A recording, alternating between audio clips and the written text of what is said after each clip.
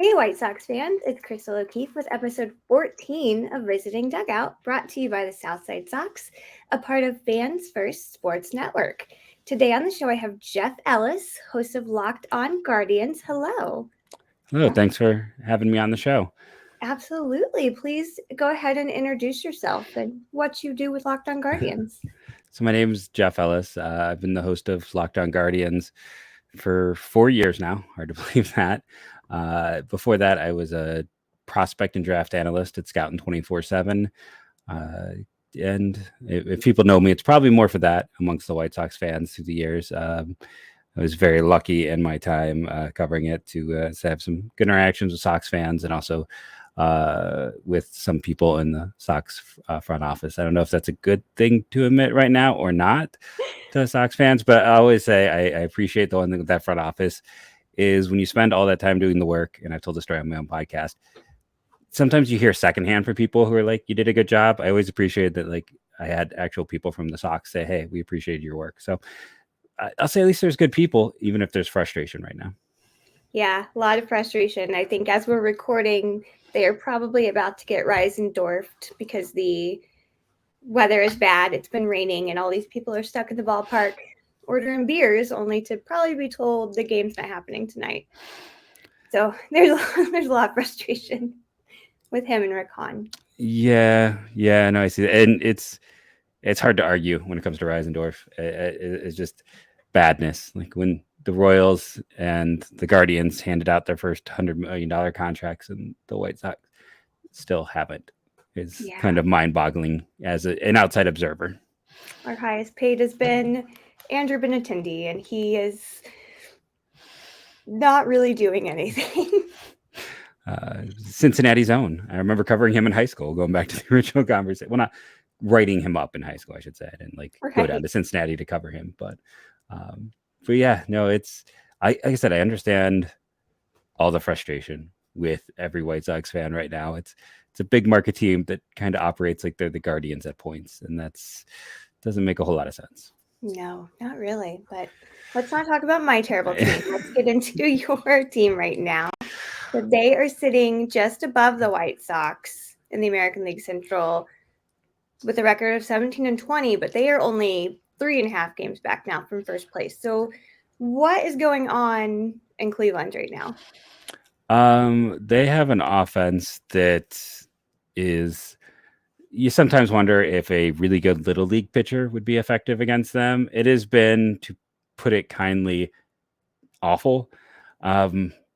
It's at historical rates in the early going. And I know if any Guardians, basically there's two approaches with this, and I am neither of them. So it gets me in trouble with all the Guardians fans, which is they're terrible and we should all give up, or it's way too early to come to any conclusions. Whereas I say it's been almost 2 months. If you're historically bad, that's scary, but there is they're a weird team because they're built on contact. And anyone who's really in the weeds on baseball knows, like, contact rates mean you can be really unlucky or you can be really lucky, and you can have phenomenal play or terrible play. And right now it's been terrible play for the offense. It's for right now, that's the division. The Twins and Tigers are and the Royals are all down there with Cleveland for this. But Cleveland is pretty much the worst offense in baseball, which is impressive because Oakland was built to fail and Cleveland is somehow worse.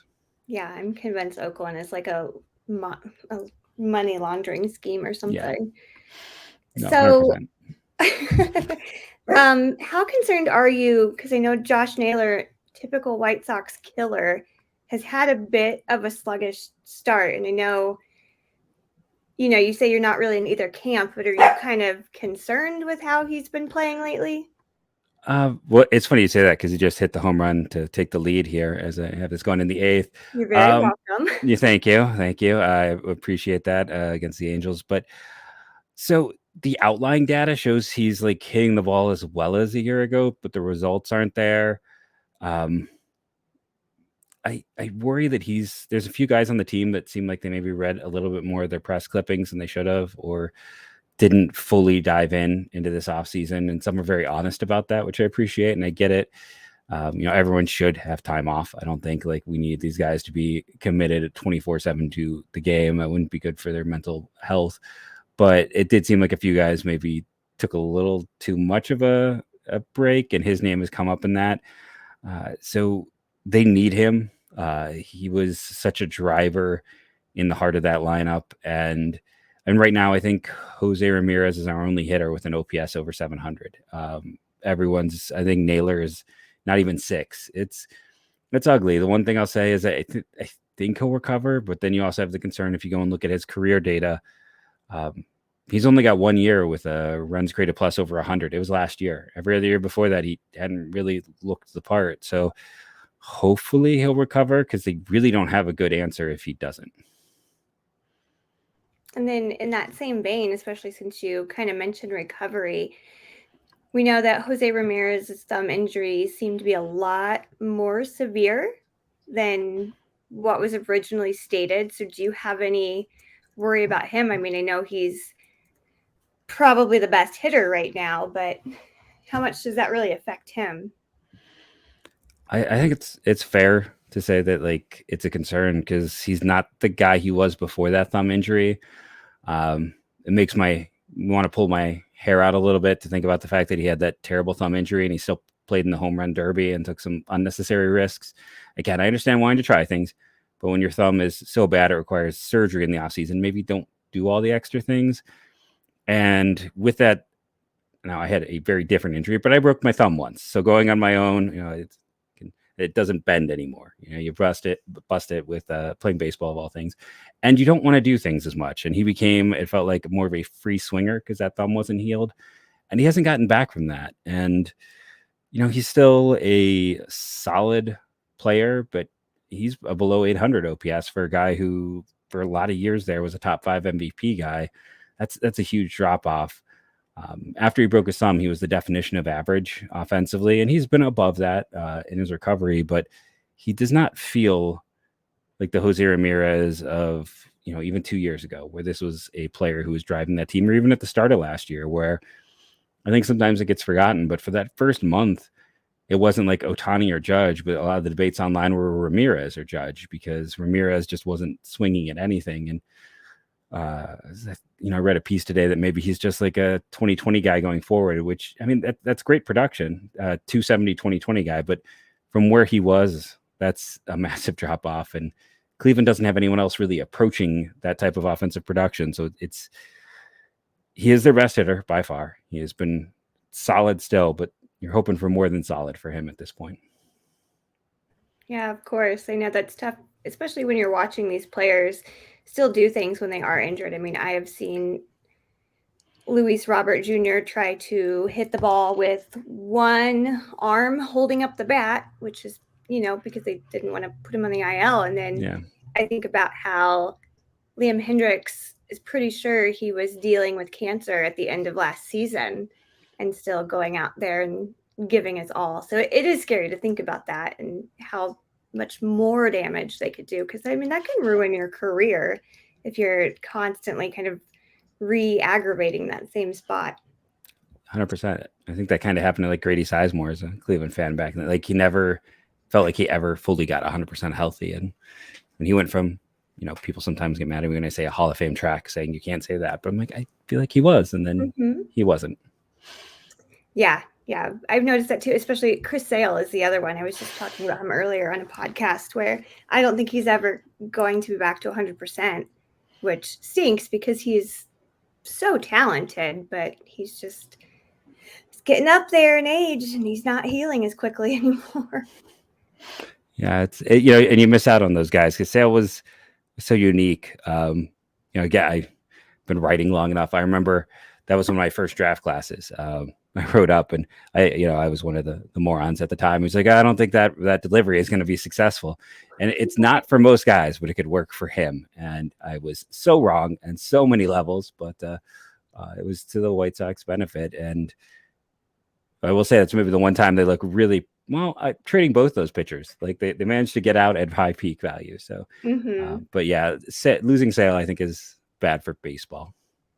Yeah, as much as a kind of hot mess that he has become, it does stink for him. But So, you know they're off to a slow start, but do you see anything improving kind of by mid-season, or maybe kind of where they're sitting again in October or like September? I mean, because again, the AL Central really sucks. Yeah. No. But do you see them, climbing back up, since right now it's really just the Twins that are playing good baseball in this division? One of the things we keep saying, it's a love hate with this team, is the fact that they had the same record, I believe, like on Tuesday as a year ago this time, Oh, and that Terry Francona teams just start slow. Ahmed Rosario's been terrible, but you go and you look at his data, he doesn't get hot until the weather gets hot. He is like the worst guy to play. He needs to just live in Miami and he'd be a better player, but he starts really slow, and it just, even though we know he's gonna turn it around and be an average player, it is really hard to watch those like 41 runs created pluses and those well below league average, because one thing if he's a plus defender at short, he's not. But yeah, we know he's going to pick it up. Class A kind of had the same issue a year ago, and for as much as Guardian fans like to jump in on Class A and talk about all of his issues, he's still got like an ERA, I think, barely over 2, and leads the league in saves. But if you talk to your average Guardians fan, they're like, "Oh, he's a bum," because his velocity's down. He's only hitting like 99 now, but only. But he'll get better. With a lot of these guys seem to get better as things heat up. And then for Cleveland, if they're willing to let the young kids play, we've seen it to varying degrees. I mean, last year at this time, they're still younger than every AAA team in baseball, in baseball, as well as every major league team. But they had a top 5 farm system, and the stars of that farm system really have just started to trickle in now with guys like Tanner Bybee. And I don't even think Logan Allen was really one of the stars. He's a top 10 guy, but he wasn't one of those top 5. But we're seeing some of those guys. So they have those reinforcements if they're willing to go get them. That's fair. So do you have kind of your MVP player? I mean, I know it's a month and a half in, but who is really stuck out to you the most on this Guardians team right now? That's a good question. It's like going through. I feel like it might be Bieber. It might be José. Neither of them have been quite as strong as a year ago. Overall, it's probably José, just because he plays every day and is very clearly their top hitter. Even if it is a bit of a down performance, he's the only guy who's kind of above average in terms of the lineup right now. Hopefully, again, that improves. But when you have, like I said, historically low slugging rates, they win a week between home runs at one point in time as a team. It's pretty poor in terms of they have no power at all. So José is at least there, kind of trying to propel the rest of the lineup. So I think it's probably him. Other than that, it's the entire rest of that lineup has been disappointing. And the pitching staff, it's a lot of injuries. We still haven't seen Triston McKenzie yet. Aaron Savale has had his yearly injury that he has every year. So I do not miss and also miss Triston McKenzie, because again, he's another White Sox killer, but at the same time, he's just so good and he's so fun to watch.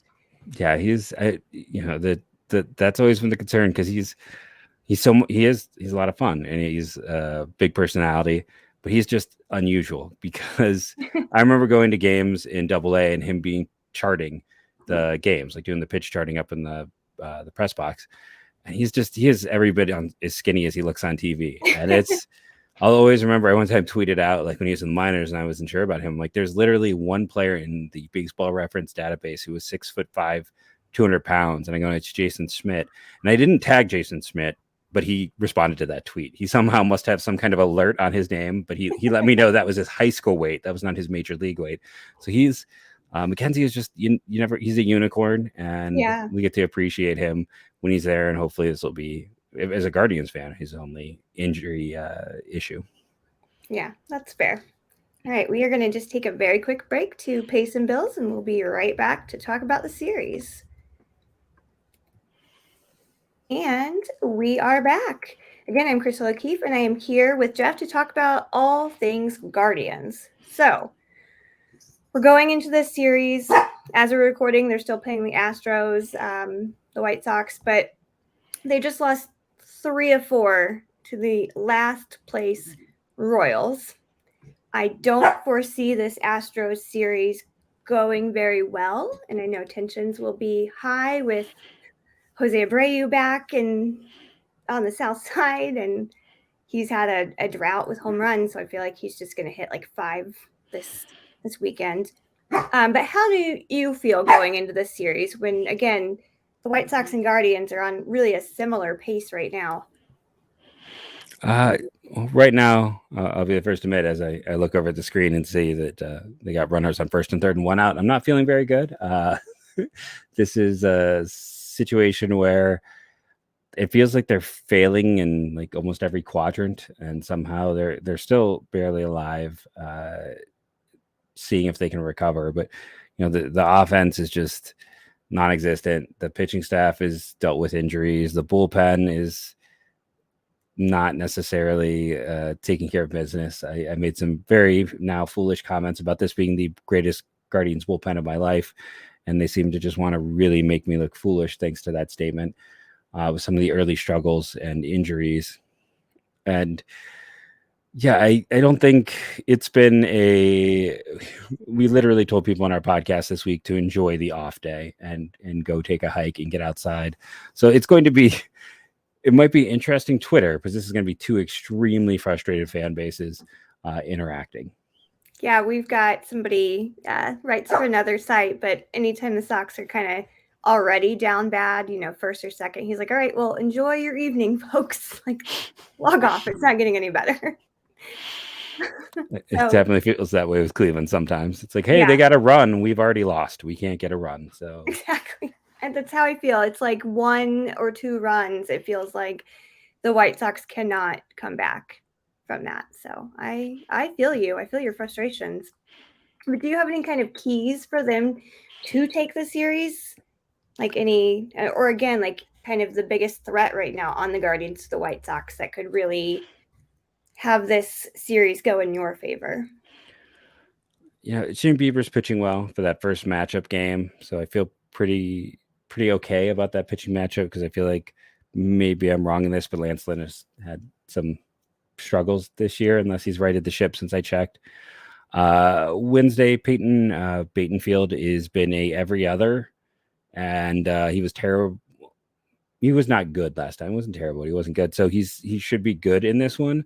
So you feel a little positive about that, unless the wheels come off. And Logan Allen has been a solid call up. Lefty, super athletic. He was when he wasn't pitching, he was a first baseman in college, and moved very quickly through the minors. And it does feel like, if I'm as a Guardians fan, I'm kind of feeling happy about who we're getting to face. I feel like we kind of got off a little lucky in this 3-game matchup, and that might be the biggest thing. Though at the same time, it feels like Clevenger, good or bad, might find an extra gear when he's facing Cleveland. But I don't know if he has anything left, having the little bit that I've watched of him this year and last year. Even finding an extra gear, I don't know what's there. So it just comes down to, it feels like whatever team gets to 4 runs, 5 runs, it's over. Like if a team can get to 4, just finish the game up right there. There's no point. Yeah. So it just really feels 2 or 3. I think you could finish that game. Yeah, you get kind of the bottom order. We've got Lance Lynn, who has had just an awful season so far, which stinks because he's definitely regressing. And again, he's one of those, he's my age, he's getting older. So it doesn't look like it's going to get any better this season. And then you've got Clevenger, and then you've got Michael Kopech, who is so hot and cold on the mound as well. I love him dearly, but man, he is frustrating to watch. Yeah, it's avoiding Giolito, who's pitching better, and then Cease, who I know maybe isn't as strong as a year ago, but we all remember what he did a year ago, is hugely beneficial if you're Cleveland. Not facing those 2 arms is the ideal. And but then again, they seem to, doesn't matter who they, I mean, they made Patrick Corbin look decent, and I'm not sure he has anything left. 2 unearned runs in his start, or no, 2 earned runs, then 2 unearned. I mean, that it's been every guy who you think is washed has limited Cleveland to 2 runs. So this could be exactly what the doctor ordered for Lance Lynn. Maybe I'm sounding too fatalistic, but they got 4 tonight, so that's a high. I had one of our, and the game is tied for Cleveland, managing to blow that save in the 9th here. But I had one of our listeners tell me that since the first or second game of the year where Cleveland won by 5 runs, they have not won a game by more than 2 runs. Oh, geez. So every single game has been a 1 or 2 run affair.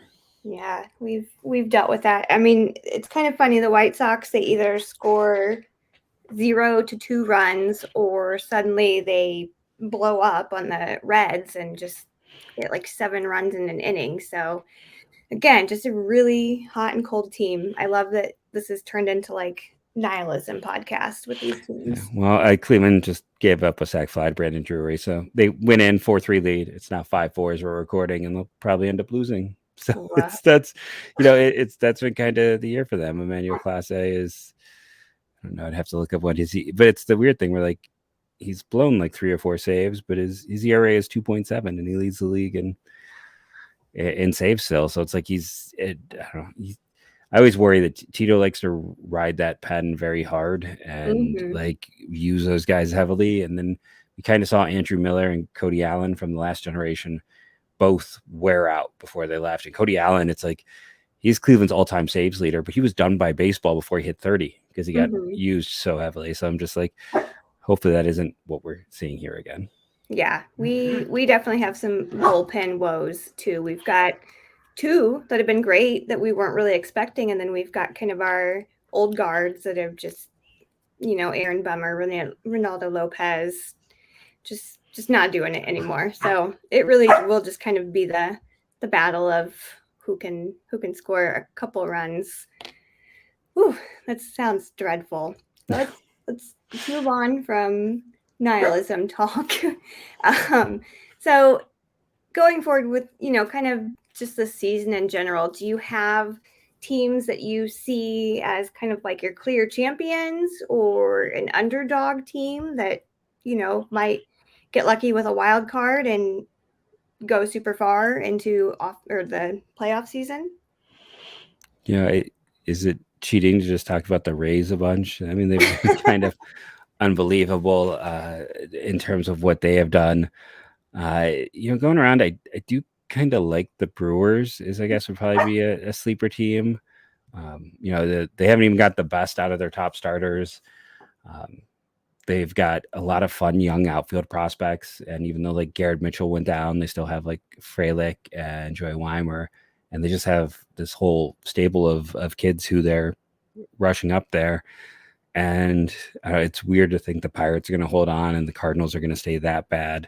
But the Brewers being a half game behind the Pirates, and if they get their pitching back on track and healthy, and I don't know if they'll call up Churio this year, who might be the best hitting prospect in the minors right now, but it's like they're an interesting team with the potential to really break out. And then I've liked the Diamondbacks for a while. I liked what they were building and putting in place down there with a lot of the young players. We're seeing a lot of those young players get up as well there, and I think they're ahead of the Padres, right? Or are they right about the same? But they're was it Brandon? I'll anyone who's a Locked On Guardians listener knows that I'm terrible at pronunciation. As much as I try, I get it's like a dyslexic thing. Like I start to get confused with the right and the wrong ones in my mind. So right. But Brandon P, we'll call him Pafat. I'm trying to remember how it's pronounced. It's like I know he wasn't great this year, but he was another really interesting call up, and everyone knows about Corbin Carroll and as the big name, but they've got a lot of really good players. They had a lot of really good drafts in there, and that also means they have the ammunition that if like they decide to go and go in, they can go out and get someone. So I think those are probably my sleeper teams. I think the Rays are. The one thing you'll say is like they've lost 2 starters to potentially for the entire year in Rasmussen and Springs, but again, one of their best relievers, Kevin Kelly, came from Cleveland, who didn't protect him in the Rule 5. Like, they're just very good at finding that guy off the books. And he wasn't, when we talked about who Cleveland was going to lose in the Rule 5, we mentioned him, but he was like the fourth reliever we mentioned, even as like a podcast that is in the off season and looking for things to talk about as we have to go 5 days a week. It's like we're diving deep, and Kevin Kelly was still like fourth on our list, and he's been phenomenal for the Rays. They're really good at knowing what they do. They're really good at finding the guys that fit their style and approach, and they can. If a team can weather those injuries, it's them. And, it's like, okay, so they'll do their service time manipulation. And by the end of the year, they'll have Taj Bradley in that rotation ready to go, as well as all their young players. Yeah, with the Rays, and you mentioned, them just finding whatever. White Sox, DFA'd Jake Diekman. He was terrible for us. It was one of those players where it's like him and Aaron Bummer. You hear, oh, well, Diekman's warming up in the pen, and you're like, oh, no, please, no. And he went to the Rays, and he had his first shutout inning, just like 2 nights ago. And I was like, you couldn't do that in Chicago, but you go to the Rays, who don't need your help, and you do it for them. Yeah, the Rays currently have Yandy Diaz, who Cleveland gave away. Him and Clevenger were in Double-A at a time where there was nothing in Double-A, and I lived near that stadium. And since I was media, it was great. You park down the street, so you don't have to pay for parking, and they did press box food. So go get dinner on the Rubber Ducks, watch a game, and there was nobody there. But then you slowly realize that Clevenger could throw, and Diaz was really interesting. And Diaz is like fourth in baseball in OPS. He's desperately what they need. And then Harold Ramírez, who Cleveland. I mean, I was okay with cutting him. That one isn't as bad, but he's their DH, and then Francisco Mejia is their backup catcher. So they have all of these Cleveland players in that lineup as well. And I'm like, okay, nothing goes right with Cleveland and the Rays. One of their top prospects we traded a pitcher for that we cut halfway through last year, and the guy we traded them is one of the rising prospects in baseball. So just don't trade with the Rays. They have a black magic that you don't want to get caught up in. I'm telling you, they brought those Devil Rays jerseys back, and now they've got that devil magic brewing somewhere down there. Feels like it for sure. Good for them, but man, it's rough when you gotta face them. Well, again, so thank you so much for coming on. Again, please just remind people that where they can find you. Sure, you can if you want to find out more about us chatting Guardians, you can follow Locked On Guardians, YouTube or the podcast. You can follow me personally at Jeff MLB Draft. I still do a lot of draft content, as you can tell by the name there. Gearing up for a historic class at the top of this year's. We'll see. I'm projecting, just for fun, I'll say I've been projecting Aiden Miller to the White Sox. We'll see if that holds true or not, the prep third baseman. But yeah, it's like I said, I've always appreciated the front office, and through the years I've gotten to know quite a few of the writers over there that have been very until it's only been gentlemen. So when I say that it's a cool group of gentlemen, it's because I'd only met gentlemen until this. So now I'll have to expand. But that group has been really kind and fun to interact with over the years. So I know Guardians and White Sox can be a little chippy at times. I have seen that. I've heard the stories and wars about hit by pitches, but I hope everyone will have some fun with this series, and maybe we can have a bunch of 11-10 games and just shock the world. That would be perfect, because who knows? Yeah, they do get a little chippy, and it's kind of funny, but I think either fans are just so frustrated and they're turning it off, or it's become, oh my gosh, it's laughable how bad you are this year. So it might not be as chippy as long as no one gets hit by a pitch. But yeah. So again, thank you so much. Go follow Jeff. Go follow Locked On Guardians as well. And best of luck to you in the series. Thank you. You as well. Thanks.